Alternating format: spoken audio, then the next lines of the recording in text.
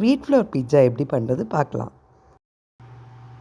Warm வாட்டரில் 1 teaspoon sugar add பண்ணிவிட்டு 1 teaspoon east பவுட்ரை add பண்ணிவிட்டு நல்லா மிக்ஸ் பண்ணி விட்டுட்டு கவர் பண்ணி 5 மினிட்ஸ் வச்சுருங்க. ஈஸ்ட் ரைஸ் ஆகிறத பார்க்க முடியும்.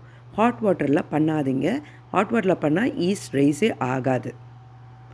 இங்கே பாருங்கள், ஈஸ்ட் ரைஸ் ஆனதை உங்களால் பார்க்க முடியும். 2 கப்ஸ் வீட் ஃப்ளோர் ஆட் பண்ணிவிட்டு கொஞ்சம் சால்ட் ஆட் பண்ணிவிட்டு நல்லா பிசைஞ்சு 15 நிமிஷம் பிசையணும். பிசைஞ்சிட்டு கவர் பண்ணி வைக்கணும். 2 மணி நேரம் விட்டுருங்க. 2 மணி நேரம் கழித்து மாவு டபுள் ஆகிருக்கிறது, மாவோட சைஸ் டபுள் ஆகிருக்கிறத உங்களால் பார்க்க முடியும். இங்கே பாருங்கள், மாவோட சைஸ் டபுள் ஆகிருக்கிறது. பீட்சா பேனை பார்ச்மெண்ட் பேப்பர் போட்டு ஆயில் போட்டு க்ரீஸ் பண்ணி வச்சுக்கோங்க. மாவை நீங்கள் 2 to 3 போர்ஷன்ஸாக டிவைட் பண்ணிக்கலாம். நான் இன்றைக்கி 3 போர்ஷன்ஸாக டிவைட் பண்ணியிருக்கேன். முட்டை எடுத்துகிட்டு அந்த பீட்சா பேனில் நல்லா ஃப்ளாட்டாக கையால் தட்டுங்க.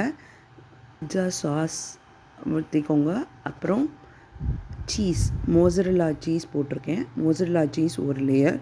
அப்புறம் ஆனியன்ஸு, கேப்சிகம், ப்ராக்கலி ஆட் பண்ணியிருக்கேன். பீன்ஸ், கேரட்டு, உங்களுக்கு வேணும்னா மஷ்ரூம் கூட ஆட் பண்ணிக்கலாம். திருப்பி சீஸ் இன்னொரு லேயர் ஆட் பண்ணியிருக்கேன் நான் இன்றைக்கி. ஓவனை ப்ரீ ஹீட் பண்ணிக்கோங்க. 350 டிகிரி ஃபாரன்ஹீட்டில் 10 மினிட்ஸ் ப்ரீ ஹீட் பண்ணிக்கோங்க. அப்புறம் 10 மினிட்ஸ் குக் பண்ணணும். அந்த கீழே இருக்கிற லேயர் கொஞ்சம் ப்ரௌன் ஆக ஆரம்பித்தோடனே நீங்கள் வெளில எடுத்து வச்சிடலாம். கூலிங் ஸ்டாண்டில் வெளில எடுத்து வச்சுட்டு 5 மினிட்ஸ் கழித்து போர்ஷன்ஸாக கட் பண்ணுங்கள்.